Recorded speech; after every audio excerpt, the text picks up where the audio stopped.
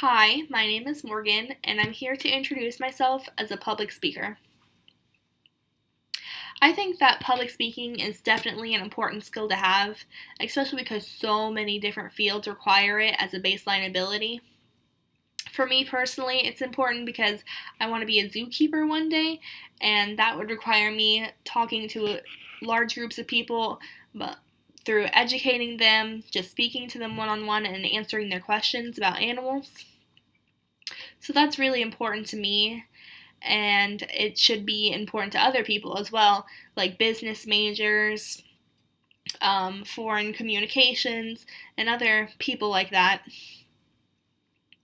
I also think that public speaking is definitely a way to come into one's own self confidence. Apparently, I'm not the only one who believes this, because in publicspeakingpower.com's article, Why is Public Speaking Important? The author cites a confidence boost as to why we should aim to take this class. By being confident when you're speaking, I definitely think that you will be able to flow better, you'll be able to talk to people easily, you'll be able to just really get your point across in the long run. And by being more confident, a person can hold an audience, which then in turn asserts your influence over others. And that's according to a USA Today article written by Jeremiah Massengale. These two things in conjunction can make someone more than qualified for a career that involves speaking to others, and it just really helps when you're applying to those jobs. As far as personal strengths go, mine come from working with children at a daycare for the past 2 years. Doing that job really required a lot of speaking in front of large groups of kids and also talking to a lot of parents.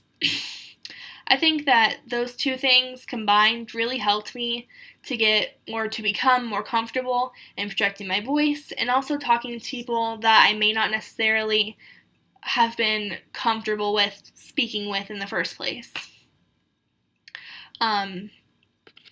Definitely holding a children's audience is more difficult, I think, than than holding an adult's audience.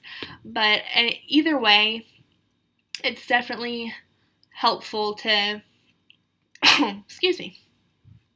It's definitely helpful to be able to do both.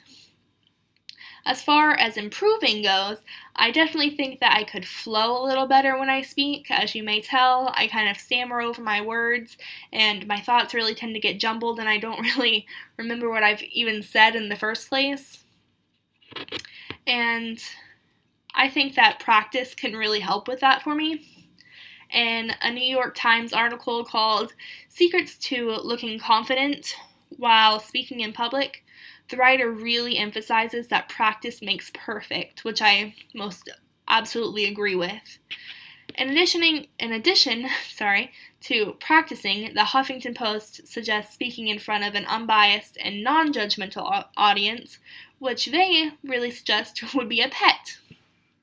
To me, that sounds kind of like the perfect balance between like practicing in front of an audience and also just getting over your nerves and stage fright.